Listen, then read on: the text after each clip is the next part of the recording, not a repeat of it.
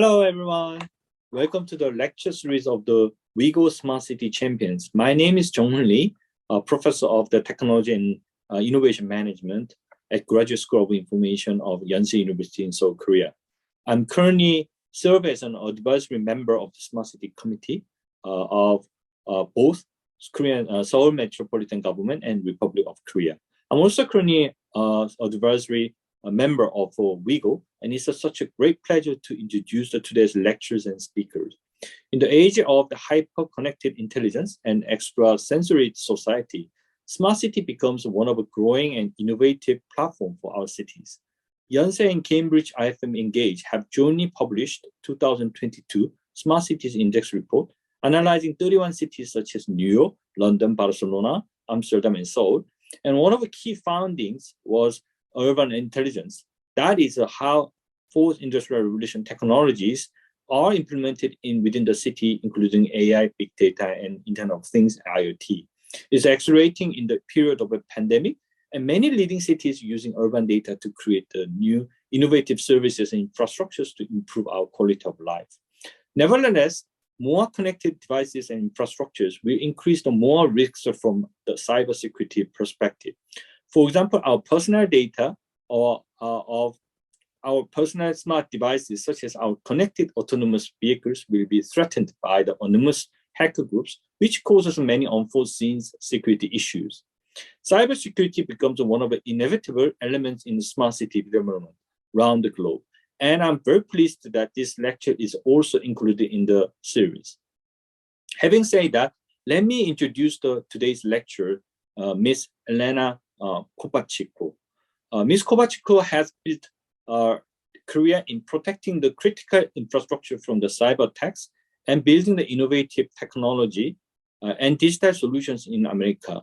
She has invented patent-pending technology in cybersecurity, privacy, and secured financial technologies. Currently, she serves as the Chief Trust Officer at SAP, and her team staffs the 4 continents, enabling the trustworthy, secure digital transformation of clients across the global lines of the business and cloud products. Before these positions, she was the Chief Operating Officer at the Senior Vice President and Technology Executive in the Global Security Organization at Bank of America.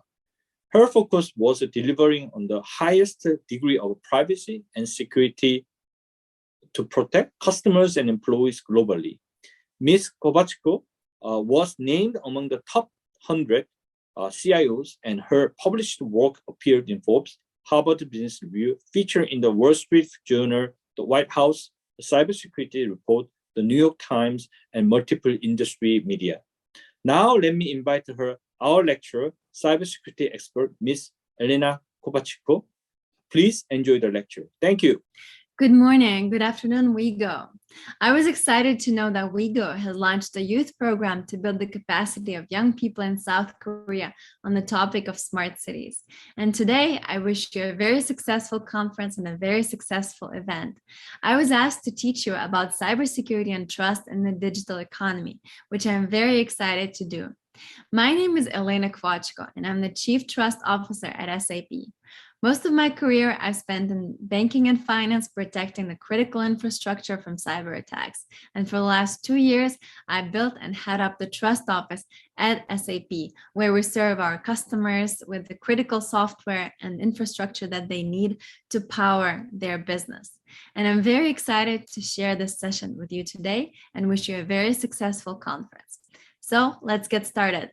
So the quote that I would like to start with is, if the lifeblood of the digital economy is data, its heart is digital trust.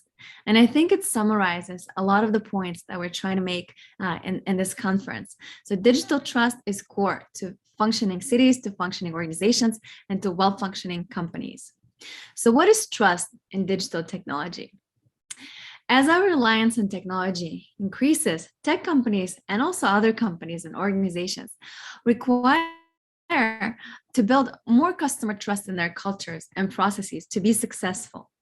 And I'm going to be using the example of the tech companies because this is my industry, but you can apply the same principles and examples to other organizations, to other sectors, and you can actually even think about how this will apply to the company where you currently work or to the project that you're studying or writing about.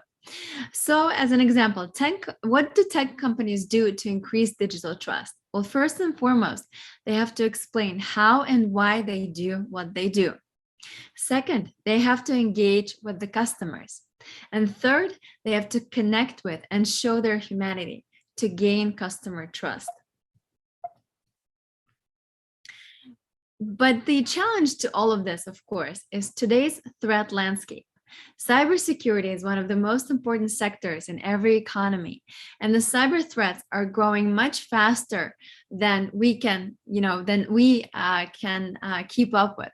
So that presents a challenge to building digital trust. I've collected here just a few facts to show you the scale of the cyber threat landscape and what we as a private sector and as the public sector are up against this year.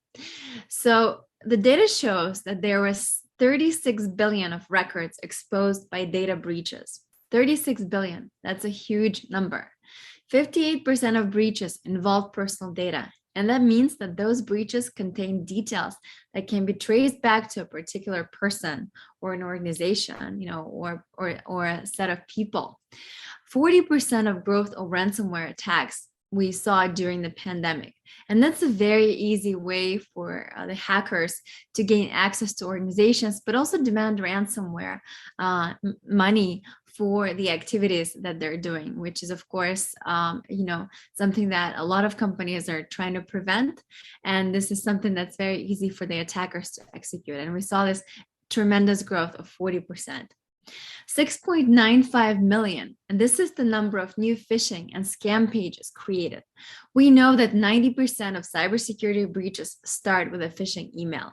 So that's another factor that shows the difficulty and the challenges that we have to face to build digital trust. 68% of business leaders feel that their cybersecurity risks are increasing, not decreasing. And of course, they have to create appropriate measures in order to contain that increasing risk.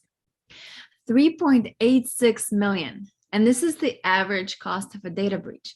In just a few years, the average cost of a data breach has increased several times. And this is the number that we're currently seeing. 28% of organizations reported having a ransomware attack during the lockdown. So just during the last 2 years, as the world was battling coronavirus, 28% of the organizations experienced that. And 55% of data breaches are deployed by organized criminal groups. So those are the organizations that are specifically targeting private companies, smart cities, government, local and federal governments.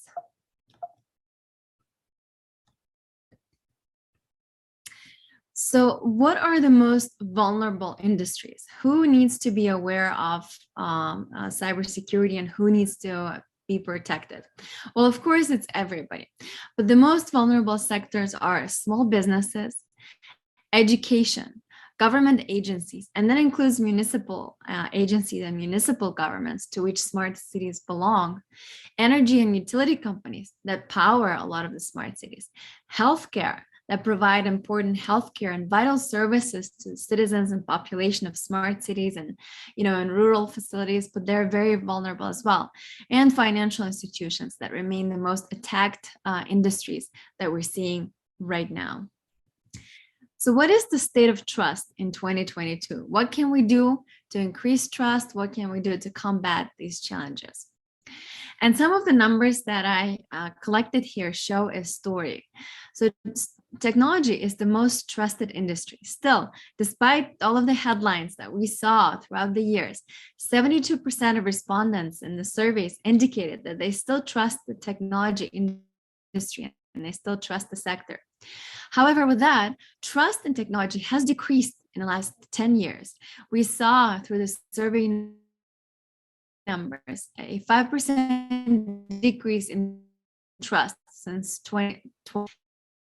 A lot of respondents believe that technology is changing too fast. 61% of people believe that it's too fast for them to keep up with and understand how actually technology works, what's happening behind the scenes. And this, creates another obstacle in building trust. 83% of respondents say that they're concerned about the future of work due to automation. There are a lot of reports and studies done what kind of jobs will be eliminated and what kind of jobs will emerge as a result of the automation. And 83% of respondents are concerned that some negative impact may happen to their job due to the automation. 61% of respondents also think that governments can't regulate fast enough, that technology changes so fast that they're simply not able to provide regulations that reflect the current state of technology. And then the final number and statistics that I wanted to quote to you is that 75% of respondents think that technology makes it difficult to identify what's actually real and what's not on the internet. And this is a new trend that we saw emerging in the last few years. So it's interesting that it creates those kind of numbers and this kind of awareness among the population. So what about the state of cybersecurity? Of course, cybersecurity is a core pillar to building trust and to gaining trust. Here, I've collected some of the most recent challenges that we saw in the cybersecurity sector.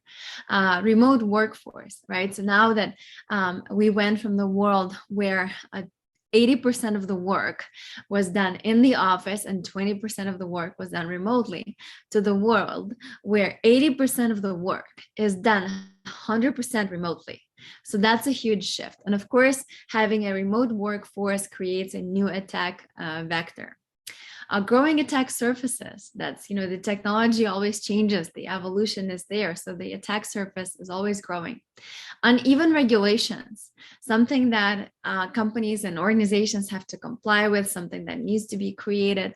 And of course, as we discussed, regulations have to keep up with the ever-changing technology landscape. Lack of cybersecurity knowledge was also quoted as one of the challenges in the cybersecurity sector, right? We know that so many jobs are going to go unfilled. We know that so many companies and organizations are struggling to fulfill their cybersecurity jobs. But even outside of cybersecurity jobs, literally everyone in the organization has a role to play in cybersecurity, and that lack of knowledge creates a challenge. Similar to that skills gap, even if you start in a sector, it's a sector that evolves so fast that skills have to be constantly trained, and staffing shortages that we mentioned just now. Here are again a few numbers that I wanted to share for your awareness. 3.5 million, that's the number of unfulfilled cybersecurity jobs that we're going to see by the end of 2025. So that presents, of course, for any of you who are still thinking about a career, a path, or what you would like to do, that's definitely a sector that needs a lot of talent and that needs a lot of innovation, creative ideas, and energy. So absolutely consider that if you're still choosing your future. 95% of cybersecurity professionals reported that skill shortages in their sector, in their industry or company hasn't actually improved. 76% of organizations reported difficulty in finding cybersecurity specialists. 50% of teams report that their teams are still underqualified, and 60% of cybersecurity teams still feel that they're understaffed. So you can see the urgency for us to fulfill those jobs in the sector. The global cybercrime damage will hit 10.5 trillion annually by 2025. And this, of course, bigger than the size of many economies in the world.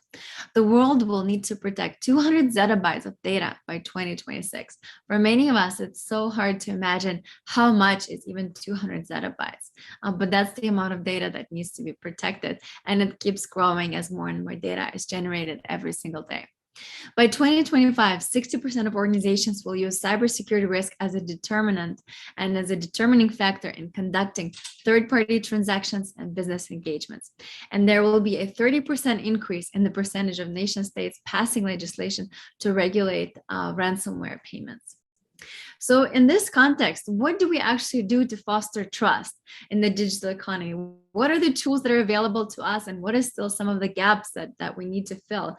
And what are the gaps that people like you, yourself, students and youth can help us research and fulfill?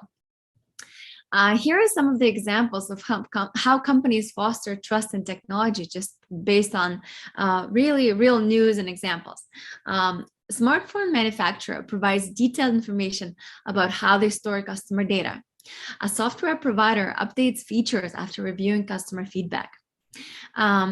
Companies address a data breach and inform affected customers if that happens. And then, of course, companies are being conscious of avoiding biased training data when developing AI technology that's going to be potentially making decisions.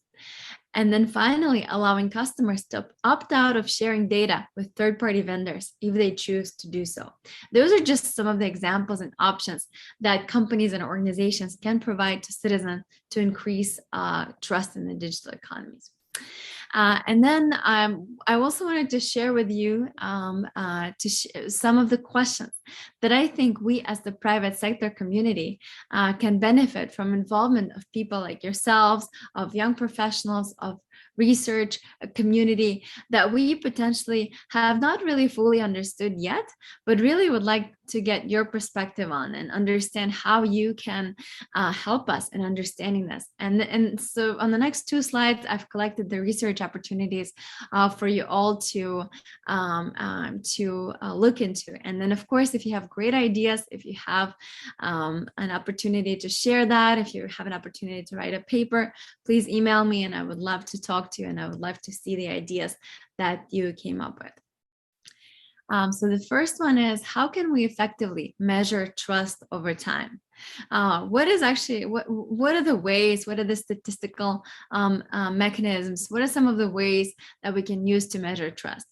Can we identify what triggers changes in trust? We know that depending on the news or depending on certain events, trust in companies and organizations can actually change. So what are some of the triggers that we can observe and show through the data that can showcase that change?